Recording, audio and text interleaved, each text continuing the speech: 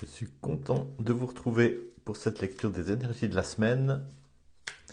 Tirage de 3 cartes pour lire quels sont les conseils, quelles sont les grandes énergies, quelles sont les, les tendances qui se manifestent en nous, autour de nous, pour cette semaine qui vient, donc depuis aujourd'hui jusqu'au 27 février.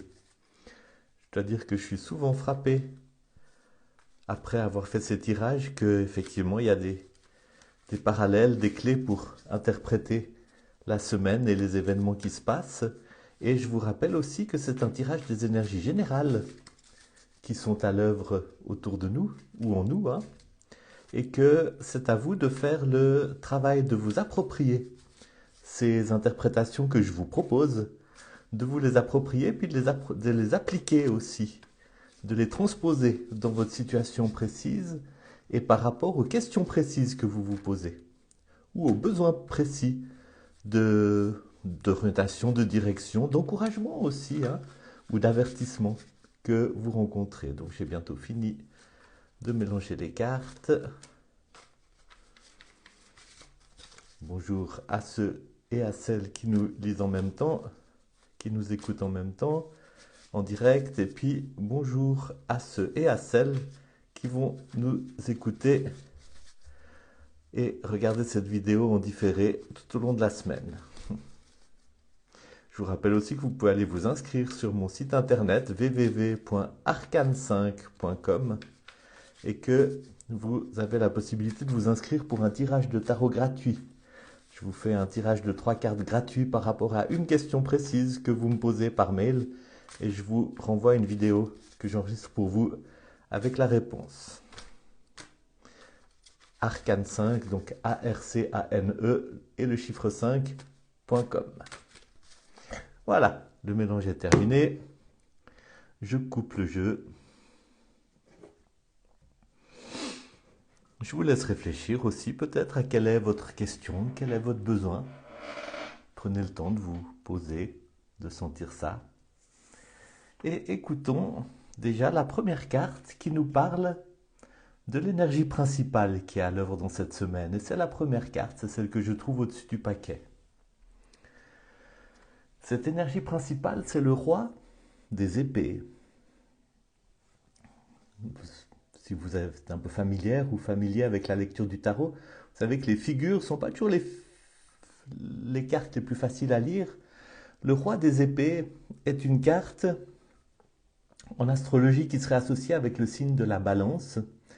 Le roi, c'est le personnage qui habite vraiment dans sa couleur, qui en incarne toutes les possibilités, qui a vraiment fait le voyage d'expérimenter toutes les possibilités, toutes les puissances, toute sa couleur. Il a une grande autorité sur sa couleur, il maîtrise, en l'occurrence, la dimension du mental, l'épée, la dimension du mental, la dimension aussi de la communication verbale. Et c'est un homme qui a fait le tour des pièges du mental. C'est un homme qui a compris combien le mental peut nous piéger au niveau des soucis, de la paranoïa, des tourments intérieurs, des pensées qu'on ressasse, des idées qu'on se fait. Hein.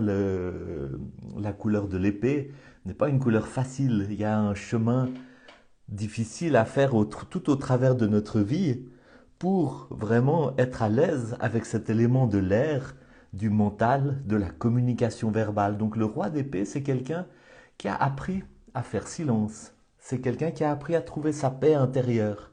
C'est aussi quelqu'un qui sait que la parole juste, la parole qui construit, la parole qui n'est pas la parole qui blesse, le jugement, la destruction, mais la parole qui construit, elle naît du silence, elle naît de l'espace de paix à l'intérieur de nous, elle naît aussi de la méditation. Donc le roi d'épée, c'est un personnage qui est sage, qui est équilibré, qui fait la part des choses et qui est capable d'être de bons conseils.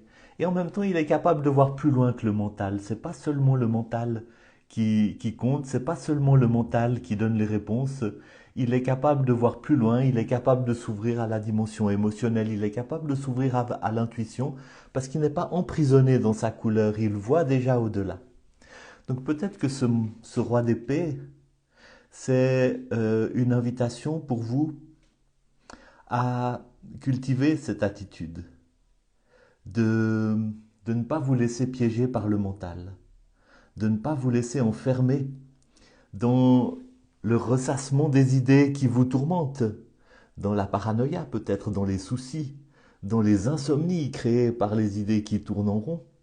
Peut-être que c'est une carte qui vous invite à la maîtrise sur cette dimension de votre vie. Peut-être c'est une carte qui vous invite à trouver un espace apaisé et à vous laisser rejoindre par cette influence qui vous invite au silence, qui vous invite à cultiver, à chercher votre espace de paix intérieure pour sortir des tourments du mental. C'est une carte qui vous parle d'équilibre, c'est une carte qui vous parle d'avoir fait tout un chemin qui vous permet d'être là, tranquille. C'est une carte qui vous dit, pas besoin de vous faire trop de soucis cette semaine, cherchez plutôt la paix intérieure. Quelle est la carte qui sous-tend cette énergie du roi d'épée? Je tire la deuxième carte. Ah, c'est le mat. Un arcane majeur, un arcane très fort. Quand vous tirez le mat dans un tirage, c'est qu'il y a une nouvelle étape qui se prépare. On ne sait pas encore ce que c'est, on ne sait pas encore où ça va vous mener, on ne sait pas encore de quoi ça va être fait, mais il y a une puissante invitation au voyage. Et ces deux-là tirés ensemble vont vraiment, à mon avis, dans ce sens. Vous avez passé par des périodes difficiles, où il y a eu des tourments, où il y a eu des inquiétudes, où il y a eu beaucoup de tourments mentaux, peut-être aussi beaucoup de mots pour essayer de trouver du sens, de faire ouais, de dépasser des choses difficiles.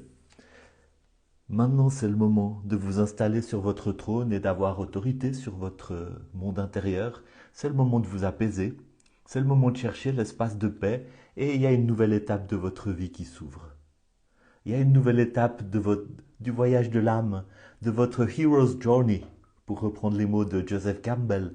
Une nouvelle étape qui s'ouvre. Vous ne savez pas encore de quoi elle est faite. Mais vous êtes invité à l'embrasser, à dire oui. En route vers cette nouvelle étape avec une certaine détermination, une certaine résolution et avec toute la sagesse accumulée dans votre chemin de confrontation avec les tourments du mental qui vous a amené dans cette position de pouvoir vous asseoir avec votre épée dans la main et de regarder droit devant vous avec confiance et avec une position équilibrée face à la vie, avec une capacité de trouver votre source d'inspiration, non pas dans les tourments du mental, mais dans l'espace de paix que vous avez appris petit à petit à cultiver à l'intérieur de vous. Et voyons vers quoi cela vous mène. Et ça, c'est la carte que je tire sous le paquet, c'est la résultante.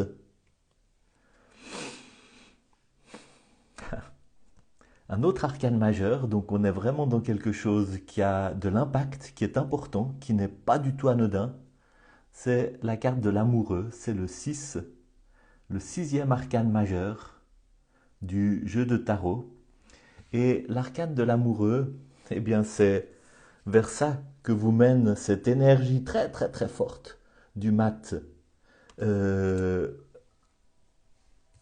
vécu dans cette posture solide, ancrée du roi d'épée.